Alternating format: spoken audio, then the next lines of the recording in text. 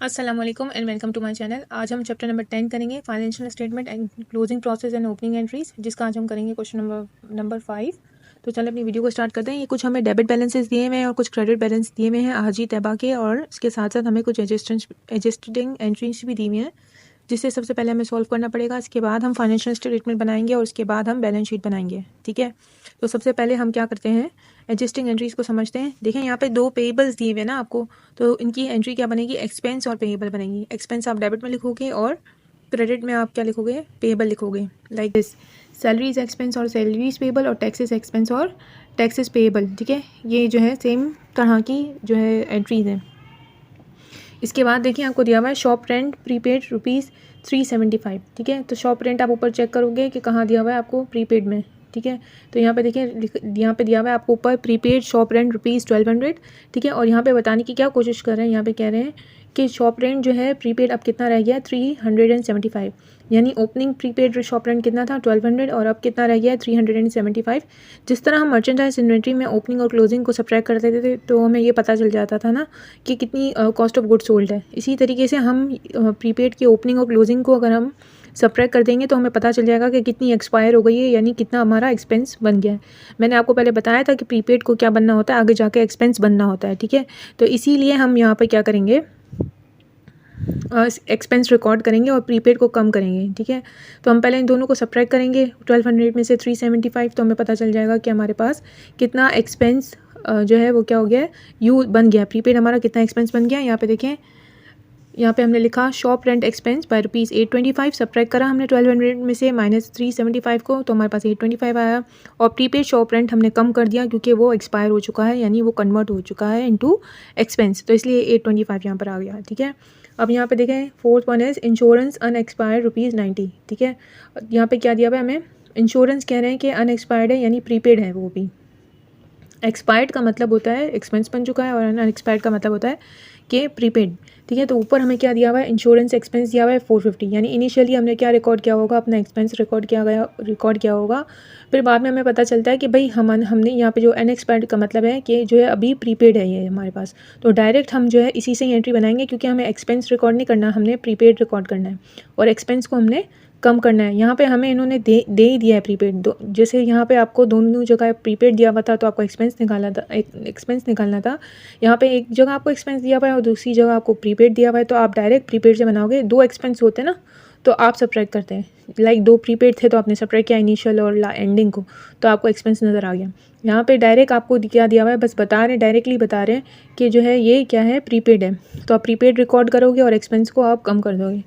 Prepaid insurance आप लिखोगे 90 और इंश्योरेंस एक्सपेंस आपने कम कर दिया ₹90 से।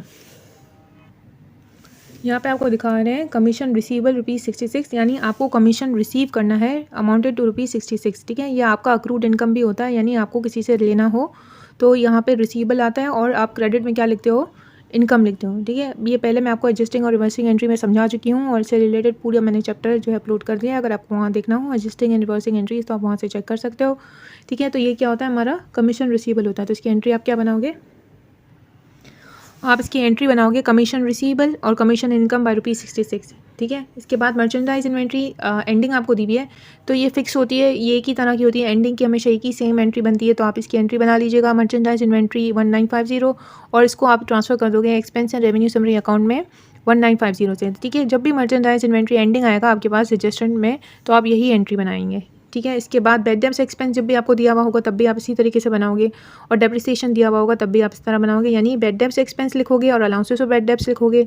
डेप्रिसिएशन का अगर आपको एक्सपेंस आपको रिकॉर्ड करना है तो आप क्या करोगे, डेप्रिसिएशन एक्सपेंस और अलाउंसेस फॉर डेप्रिसिएशन या एक्यूमुलेटेड डेप्रिसिएशन सेम मीनिंग है। ठीक है, तो जब भी होगा ये तीनों एक ही तरह की एंट्री होती है, जब भी आए इसी तरीके से बनेंगी। ठीक है, अब आपने क्या बनाना है, इनकम स्टेटमेंट बनानी है हाजी तैबा की, income statement for the period for ended June 30, 1992 में। ठीक है, तो सबसे पहले आप क्या रिकॉर्ड करोगे, सेल्स रेवेन्यू रिकॉर्ड करोगे, जो कि आपको क्रेडिट में दिया हुआ होगा 6000। सेल्स डिस्काउंट आपका डेबिट बैलेंस होता है, डेबिट में जाता है, इसलिए ऊपर दिया हुआ होगा आपको डेबिट बैलेंस में 75, तो आप सब्ट्रैक्ट करोगे तो आपको क्या मिल जाएगा, नेट सेल्स मिल जाएंगे, क्योंकि अलाउंसेस तो है नहीं आपके पास। ठीक है, ऊपर आप देखोगे तो अलाउंसेस आपको नहीं दिख रहा है, तो आप फिर सेल्स डिस्काउंट को लेस करके और डायरेक्टली आंसर आप लिख दोगे, तो आपके पास क्या आ जाएंगी, नेट सेल्स आ जाएंगी। इसके बाद आप लेस करोगे cost of good sold. Cost of good sold मैंने आपको तरीका पहले बताया है। पहले आप वो स्टॉक लिखोगे जो आपके पास पहले से पड़ा हुआ था, जिसकी अमाउंट क्या थी 1200। फिर आप जाके परचेजेस करके आते हो जिसकी अमाउंट थी 3000। फिर इसके ऊपर आपको खर्चा हुआ, परचेजेस को आप लेकर आए तो उस पर ट्रांसपोर्टेशन को आपका खर्चा कितना आया 225। और आपने इसको जब ऐड किया तो आपके पास टोटल परचेजेस आ गई जिसकी कॉस्ट प्राइस क्या थी 3225। फिर आपने जो है वो डिस्काउंट मांगा, यानी जब आप पेमेंट करने गए तो आपने इसको थोड़ा सा डिस्काउंट मांगा जिससे आपकी परचेजेस की वैल्यू थोड़ी डाउन होती है क्योंकि आप डिस्काउंट अवेल करते हो। तो डिस्काउंट कितना आपने मांगा था उससे 105 का, जिससे आपकी परचेजेस नेट परचेजेस कितनी आ गई 3120। फिर आप क्या करोगे, इसको जो ओपनिंग है और जो आपने परचेजेस की है नेट परचेजेस उसको ऐड करोगे तो आपके पास क्या आ जाएगा 4320 आ जाएगा। ये वो सामान है जो आपने बेचने के लिए रखा हुआ है अपनी शॉप पर, ठीक है। फिर आप क्या करोगे, जब आप बाद में देखते हो एक हफ्ते बाद या मंथली बेसिस पे या ईयरली बेसिस पे आप देखते हो तो आपकी एंडिंग स्टॉक कितना रह जाता है 1950 रह जाता है। तो इसका मतलब क्या हुआ कि आपका सोल्ड कितना हो गया है 2370 जो है वो आपका क्या हो गया है, सोल्ड हो गया है, कॉस्ट ऑफ गुड सोल्ड है, ठीक है। आपका जो आपका सामान बिका है उसकी प्राइस क्या थी 2370, राइट। अभी ऊपर आपके पास क्या है सेलिंग प्राइस है ना, सेलिंग प्राइस में से आप कॉस्ट प्राइस माइनस करते हो। वैसे भी आपको सेलिंग प्राइस ग्रेटर दिख रही है comparatively to your cost price, तो इसका मतलब आपको गेन हो रहा है। जब आप सब्ट्रैक्ट करोगे तो आपके पास क्या आएगा 3555। साथ साथ आप क्या करोगे, आपके ऑपरेटिंग एक्सपेंसेस हैं जैसे सैलरीज एक्सपेंस, ठीक है। और आपने एडजस्टमेंट में क्या बनाया, और आपको सैलरीज एक्सपेंस नज़र आ रहा है डेबिट बैलेंस में। तो सैलरी एक्सपेंस ये डेबिट साइड पे ही लिखते हैं ना हम, ठीक है। एक तो ये है हमारे पास, और एक अपने और ज़्यादा और भी हमें पता चला कि और भी एक्सपेंस हमें हुआ है तो हमने इन दोनों को ऐड कर दिया तो क्या आया हमारे पास 2385 आ गया, ठीक है। इसके बाद हमने क्या देखा, इंश्योरेंस एक्सपेंस हमने देखा जो हमारे डेबिट बैलेंस में पड़ा हुआ था 450। और फिर जो हमने एंट्री बनाई उसमें क्या हो रहा था, इंश्योरेंस एक्सपेंस जो है वो हमारा कम हो रहा है, क्रेडिट साइड पे जा रहा है, कम हो रहा है ना, रिड्यूस हो रहा है। वो डेबिट बैलेंस में था, जो इंश्योरेंस एक्सपेंस जो है उस शुरुआत में क्या था डेबिट बैलेंस में था, और अभी हमें कहाँ नज़र आ रहा है क्रेडिट बैलेंस में नज़र आ रहा है। इसलिए हम जो है सब्ट्रैक्ट करेंगे। अगर डेबिट और डेबिट होगा तो प्लस होगा, डेबिट और डेबिट में एक दफ़ा होगा दोबारा क्रेडिट में नज़र आ रहा होगा तो आप सब्ट्रैक्ट करोगे। इसी तरह क्रेडिट और क्रेडिट होगा तो उनको भी आप क्या करोगे ऐड करोगे, ठीक है। इस तरीके से सिचुएशन बनती है।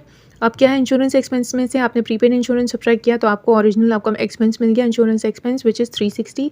इसके बाद आपने टैक्सेस एक्सपेंस लिखा, ऊपर तो कुछ इसका डाटा है नहीं तो 39 ये आपने डायरेक्टली लिख दिया। इसके बाद आपने शॉप रेंट एक्सपेंस लिखा जो कि ये 25 है, बैंडेम्स एक्सपेंस आपका 150, और इसके बाद आपका क्या है depreciation expense which is your 90। आपने सारे एक्सपेंसेस को ऐड किया और आपने यहाँ पे लिख दिया 3849 को। इसको आप सब्ट्रैक्ट करोगे from your gross income and you will get the loss of 294, ठीक है। आपको लॉस हो रहा है, क्यों लॉस हो रहा है, क्योंकि जो इनकम है उससे खर्चे ज़्यादा आपके हो गए, एक्सपेंस ज़्यादा हो गए, इसलिए आपको लॉस हो रहा है। अब आपके पास दूसरी इनकम आ जाती है जैसे कमीशन इनकम। कमीशन इनकम आपको यहाँ पे कहाँ दिया हुआ होगा, क्रेडिट बैलेंस में दिया हुआ होगा, क्योंकि इनकम आपका क्रेडिट बैलेंस में ही होता है ना, रेवेन्यू अकाउंट है आपका। और कमीशन रिसीव आपको और लेना है इनकम, कमीशन रिसीवल की आपने यहाँ पे एंट्री बनाई थी तो आपने कमीशन इनकम किस में दिखाया था, क्रेडिट में दिखाया था ना। और ये वाला ऊपर वाला जो कमीशन इनकम है वो भी क्रेडिट बैलेंस है। तो क्रेडिट और क्रेडिट कितना को हमें क्या करेंगे ऐड करेंगे, मैंने आपको भी बताया। दोनों को ऐड करके आप लिखोगे तो आपकी इनकम क्या आ गई 666। इसको आप सब्ट्रैक्ट करोगे यहाँ पर जो आपके पास आया है अनएडजस्टेड प्रॉफिट आया है उसको, और जब सब्ट्रैक्ट करोगे तो आपके पास प्रॉफिट आ जाएगा, ठीक है। एडजस्ट हो जाएगा प्रॉफिट आपका, माइनस से थोड़ा प्लस में चला जाएगा क्योंकि यहाँ पे इनकम आपकी थोड़ी ज़्यादा हो गई है आपके लॉस से, यहाँ पे जो ऊपर अनएडजस्टेड ग्रॉस प्रॉफिट था उससे, ठीक है। फिर आपके पास नेट इनकम आ गई जो कि क्या है 372, ये आपकी क्या आ गई नेट इनकम। अब हमें बनानी है बैलेंस शीट। बैलेंस शीट को हम कराएंगे, हमारे पास कैश दिया हुआ है 1800, और इसके बाद अकाउंट रिसीवेबल हमें डेबिट बैलेंस में दिया हुआ होगा 285। उसमें से हम जो हमें क्रेडिट बैलेंस में लिखा हुआ होगा अलाउंसेस और बैड डेब्ट्स वो सब्ट्रैक्ट करेंगे 270, और फिर हमारे पास आ जाएगा अकाउंट रिसीवेबल कितना आ जाएगा 2580 आ जाएगा, ठीक है। मर्चेंडाइज इन्वेंट्री मैंने आपको कहा था एंडिंग हम यहाँ पे लेंगे तो हम वो हमारा एसेट होता है तो 1950, क्यों, क्योंकि हमारा आखिर में कितना स्टॉक बच गया वो तो एसेट ही कहलाएगा ना हमारा। अब प्रीपेड शॉप रेंट पहले था 1200, अब जो है क्या हो गया वो एक्सपेंस बन गया 825 रिड्यूस हो गया है, तो हमारे पास अब कितना रह गया प्रीपेड शॉप रेंट 375। इसकी एडजस्टमेंट में भी आप देखोगे कि प्रीपेड जो है वो क्रेडिट में जा रहा है, तो जब प्रीपेड क्रेडिट में जाता है तो क्या होता है सब्ट्रैक्ट होगा ना। इनिशियली वो डेबिट में था और बाद में वो आपको क्रेडिट दिखा रहा है एडजस्टमेंट में, तो इसलिए सब्ट्रैक्ट आप करोगे तो आपके पास कितना आ जाएगा 375। इसके बाद प्रीपेड इंश्योरेंस आप रिकॉर्ड करोगे जो कि 90 है, ये भी आपके यहाँ पे दी हुई प्रीपेड इंश्योरेंस, ठीक है। जो चीज़ डेबिट में होगी उसको डेबिट में डालेंगे। कमीशन रिसीवेबल ये रहा आपका, रिसीवेबल क्या होगा आपका डेबिट साइड पे होगा ना, और रिसीवेबल आप यहीं पे लिखते हो अक्रूड रिसीवेबल, तो ये 66 आ गया, इसको आपने ऐड किया। फिर नॉन करंट एसेट्स आपको दिए हुए ऑफिस इक्विपमेंट दिया हुआ है जिसकी प्राइस 900 है। फिर अक्यूमुलेटेड डेप्रिसिएशन आपको यहाँ पे नज़र आ रहा है कितना है 90, तो आपने अलाउंसेस फॉर डेप्रिसिएशन आपने 90 सब्ट्रैक्ट किया और आपको 810 मिल गया। फिर आप इन दोनों को ऐड करोगे तो आपके पास क्या आ जाएगा, टोटल एसेट्स आ जाएंगे। अकाउंट पेबल आपने यहाँ पे देखा, वहाँ पे है आपको दिया हुआ है क्रेडिट साइड पे, और यहाँ पे आपको दिया हुआ है सैलरीज पेबल, वो भी आप यहाँ पे लिखोगे। टैक्सेस पेबल, तो आप यहाँ पे लिखोगे यूके लाइबिलिटी, आपकी सारी लाइबिलिटीज़ को आप ऐड करोगे तो आपके पास आ जाएगा 2574। ओनर्स इक्विटी में आप कैपिटल लिखोगे, कैपिटल आपको क्रेडिट साइड पे दिया हुआ होगा, इनकी कैपिटल इक्विटी आपको क्रेडिट बैलेंस में ही मिलती है, तो 4725 हो गया। नेट इनकम आपने जब इनकम स्टेटमेंट अभी बनाई तो आपने आंसर क्या लेकर आया आप 372, वो आप ऐड करोगे। ड्राइंग कुछ भी नहीं है, ड्राइंग होगी तो हम सब्ट्रैक्ट करेंगे, अदरवाइज़ हम नहीं करेंगे। फिर हमने इसको ऐड किया और साइड पे लिख दिया। अब करंट लायबिलिटी और ओनर इक्विटी को आप ऐड करोगे तो आपके पास क्या आ जाएगा 7671, और टोटल एसेट्स और टोटल इक्विटी सबकी बैलेंस हो गई, इसका मतलब आपका आंसर करेक्ट है। होप आपको अच्छे से समझ आया होगा। अगर आपको वीडियो अच्छी लगती है तो कहीं लाइक करिए, शेयर करें और सब्सक्राइब करना मत भूलिएगा। ओके, अल्लाह हाफिज़।